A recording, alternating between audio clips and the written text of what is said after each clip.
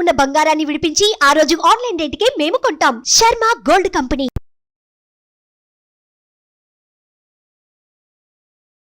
నమస్తే, welcome to Suman TV. నేను మీ యామ్ని. ప్రస్తుతం మనతో ఉన్నారు ప్రముఖ ఆధ్యాత్మికవేత్త, ప్రముఖ జ్యోతిష వాస్తు పండితులు సుభాష్ శర్మ గారు ఉన్నారు. వారితో మాట్లాడదాం. నమస్కారం గురుగారు. శ్రీమాత్రే నమః. గురుగారు, అసలు మనం భోజనం అనేది ఏ సమయంలో చేయాలి? ఒకవేళ భోజనం చేసేటప్పుడు అసలు మనం ఎలాంటి పద్ధతులు అనేది పాటించాలండి? ప్రేక్షకులందరికీ శ్రీమాత్రే నమః. శ్రీ గురుభ్యో నమః. నమో దేవ్యై మహాదేవ్యై శివాయై సతతం నమః. నమ ప్రకృత్యై భద్రాయై నిహతాం ప్రణతాస్మిత. భోజనము అనేటటువంటిది పద్ధతులు ఇప్పుడు పుట్టినటువంటివి కాదు. ఈ సృష్టి ఆరంభం నుంచే ఉన్నటువంటి ఒక గొప్పనైనటువంటి విధానం. అది సనాతనలో ఒక ధర్మము అని చెప్పుకోవచ్చు. ఎందుకు అని అంటే కనుక శరీరం నిలబడాలి, శరీరంలో శక్తి కావాలి అంటే అది కేవలం ఆహార పదార్థాలతోనే శరీరం అనేటటువంటిది నిలబడుతుంది. లేదు అంటే శరీరం అనేటటువంటి శక్తికి సహకరించదు. అలా శక్తిని ప్రసాదించేటటువంటిది శరీరంలో ఆహారం అనేటటువంటిది ఒక ప్రధానమైనటువంటి ప్రక్రియ. మానవుని యొక్క మనుగడకు ప్రధానమైనటువంటిది ఆహారం.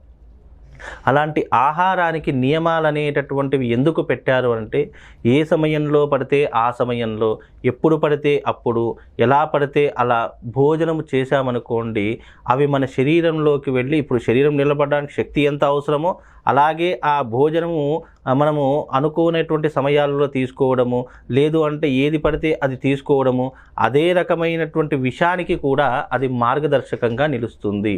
కనుక అమృతము విషము రెండూ కూడా మనం భుజించేటటువంటి ఆహార పదార్థాల ద్వారానే మనకు శాస్త్రం అనేటటువంటిది కొన్ని నియమాలను పెట్టింది. ఎందుకంటే మనం తినే ఆహారమే మనకు శక్తిని ప్రసాదిస్తుంది. మనం తినే ఆహారమే ఒకవేళ మనం సమయానికి తీసుకోకపోతే అదే విషంగా మారి మన శరీరంలో అనేక రోగాలను ఎక్కువ చేస్తూ ఉంటుంది. తెలియనటువంటి రోగాలు కానీ, లేదా మన శరీరం అలసట చెందడం కానివ్వండి, ఎన్నో రకాలైనటువంటి శరీర మార్పులకు కారణము ఆహారం. అలాంటి ఆహారం మనం భుజిస్తున్నామంటే దానికి సమయము, సందర్భము, నియమము ఇవన్నీ కూడా ప్రధానమైనటువంటి అంశములు. అయితే ఆహారం తీసుకునేటటువంటి సమయము ధర్మం ఏం చెప్పింది అని అంటే గనక, మనము ఉదయం లేచిన తర్వాత మనము బలిష్టంగా ఆహారం తినాలి. ఎందుకు అంటే చాలా ఎక్కువ మోతాదులో తీసుకోవాలి. ఎందుకు అంటే ఉదయం లేచిన తర్వాత మన శరీరము కష్టానికి కారణమవుతుంది. అంటే ఎప్పుడూ కూడా మనము ఎక్కువగా పని చేయడం అనేటట్టు ఉదయకాలం రోజునే ప్రారంభం చేస్తాం కాబట్టి మనం ఎంత పని చేస్తామో ఆ పనికి తగినటువంటి ఆహారం మన శరీరంలో ఉండాలి. అలా ఉంటే గనక అదంతా కూడా మన శరీరంలో రక్త కణాలలో ఇమిడిపోయి మన శరీరాన్ని ఎప్పుడూ కూడా అలసట లేకుండా ఒక శక్తివంతంగా ఉంచుతుంది. అదే రకంగా ఉదయకాలం ఎప్పుడు ఆహారం తీసుకోవాలి అంటే గనక, ఉదయము మనము 9 నుండి 10 గంటల లోపు ఆహార పదార్థాలను తీసుకోవాలి. ఉదయం లేచిన వెంటనే మొట్టమొదట మనము దంతధావనం అంటే బ్రష్ వేసిన తర్వాత కడుపు నిండా మంచి నీళ్లు ప్రధానంగా తాగాలి. ముందు వాటర్ తాగిన తర్వాతనే మనం ఎలాంటి పదార్థమైనా మనం తినవలసినటువంటి అవసరం ఏర్పడుతుంది. అది ఉదయం లేచిన తర్వాత నువ్వు ఎన్ని గంటలకు లేస్తావో అన్ని గంటలకు ఒక 2 గంటల తర్వాత నువ్వు వాటర్ సేవించాలి. ఆ 2 గంటల తర్వాత భోజనం అనేటటువంటి, నువ్వు టిఫిన్ చేస్తావా, లేదంటే అన్నం తింటావా, ఇంకా ఏ పదార్థమైనా తింటావా, అది నీ ఇష్టము. అది కూడా మనము ఎక్కువ కూడా అతిగా కూడా భోజనం మన కడుపులో ఎంత, ఇప్పుడు కొంతమంది శరీర సౌష్ఠాన్ని బట్టి భోజనాది క్రతువులు చేస్తూ ఉంటారు. కొంతమంది చాలా ఎక్కువగా తింటూ ఉంటారు. కొంతమంది ఇంత తిన్నా కడుపు నిండిపోతూ ఉంటుంది. కనుక మన శరీరం ఎంతనైతే అడుగుతుందో అంతకు ఆహారం ఇస్తే సరిపోతుంది. దానికి మించి ఇక నేను మధ్యాహ్నం తినను కదా, ఇప్పుడే మొత్తం ఒకేసారి తినేద్దామని చెప్పి ఆలోచనతో కూడా చాలామంది మనకు పట్టకున్నా కూడా ఇక్కడ వరకు వచ్చే వరకు తింటూ ఉంటారు. అలా ఎప్పటికీ తినకూడదు. ఎందుకంటే అలా తిన్నా ఆ పదార్థం అంతా కూడా విషంగా మారిపోయి మన శరీరాన్ని కుళ్ళివేస్తుంది. కనుక అలాంటివి చేయకూడదు. అలాగే మధ్యాహ్న సమయంలో భోజనం చేసే సమయము 1 గంట నుండి 2 గంటల మధ్య కాలంలో భోజనం ఆచరించాలి. ఆ 1 గంట నుంచి, ఇప్పుడు మనం ఉదయం 9 గంటల నుంచి 10 గంటల వరకు ఆహారం తినాం అనుకోండి, ఏ పదార్థమైనా సరే 3 గంటల లోపు జీర్ణం అయిపోవాలి. ఒకవేళ గనక 3 గంటలలో జీర్ణం కాలి, 3 లేదా 4 గంటల మధ్య కాలంలో ఏ పదార్థమైనా తీసుకోండి, ఆ పదార్థం జీర్ణం అయిపోవాలి. ఒకవేళ జీర్ణం కాలేదు, ఆకలి కావడం లేదు అంటే అది మనం తీసుకున్నటువంటి ఆహారం రోగానికి కారణమవుతుంది. అది మన శరీరంలోకి వెళ్ళిన తర్వాత విషంగా మారిపోతుంది. అది ఎన్నో రకాల మలిన పదార్థాలతో బయటకు వచ్చేస్తుంది. అంటే మన శరీరము ఆ ఆహారాన్ని తొందరగా అరిగించుకోవడం లేదు. అందుకే మనకు బీపీలు, షుగర్లు, లేదంటే మానసికంగా, శారీరకంగా ఉదర సంబంధితమైనటువంటి వ్యాధులు, అజీర్ణ వ్యవస్థలు, ఇవన్నీ కూడా ఆహార పదార్థాలనే వస్తాయి. కనుక మనం తప్పకుండా టైం టు టైం భోజనం చేయాలి. టైం టు టైం అంటే అది అరగాలి కూడా. ఇప్పుడు ఆకలి వేయడం లేదు, నేను ఇప్పుడే తిన్నాను కదా అని చెప్పేసి కాదు, అది అరిగి మనకు ఆకలి వేయాలి. అయితేనే మనం భోజనం చేయడానికి అర్హులమవుతాం.